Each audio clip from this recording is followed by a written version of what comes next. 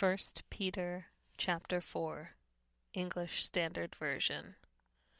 Since therefore Christ suffered in the flesh, arm yourselves with the same way of thinking.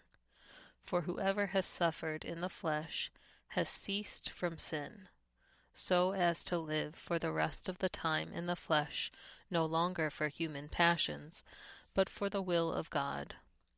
For the time that is past suffices for doing what the Gentiles want to do, living in sensuality, passions, drunkenness, orgies, drinking parties, and lawless idolatry. With respect to this, they are surprised when you do not join them in the same flood of debauchery, and they malign you. But they will give account to him who is ready to judge the living and the dead. For this is why the gospel was preached, even to those who are dead, that though judged in the flesh the way people are, they might live in the spirit the way God does.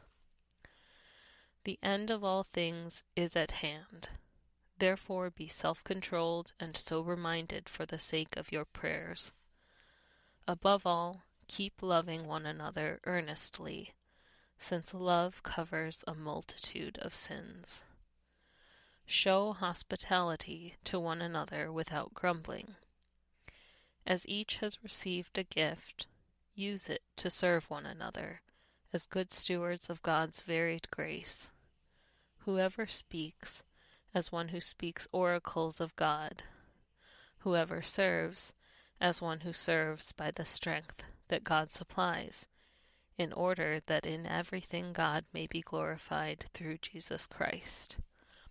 To him belong glory and dominion, forever and ever. Amen. Beloved, do not be surprised at the fiery trial when it comes upon you to test you, as though something strange were happening to you. But rejoice insofar as you share Christ's sufferings, that you may also rejoice and be glad when his glory is revealed. If you are insulted for the name of Christ, you are blessed, because the Spirit of glory and of God rests upon you. But let none of you suffer as a murderer, or a thief, or an evildoer, or as a meddler. Yet if anyone suffers as a Christian, let him not be ashamed, but let him glorify God in that name. For it is time for judgment to begin at the household of God. And if it begins with us, what will be the outcome for those who do not obey the gospel of God? And if the righteous is scarcely saved, what will become of the ungodly and the sinner? Therefore let those who suffer according to God's will entrust their souls to a faithful Creator while doing good.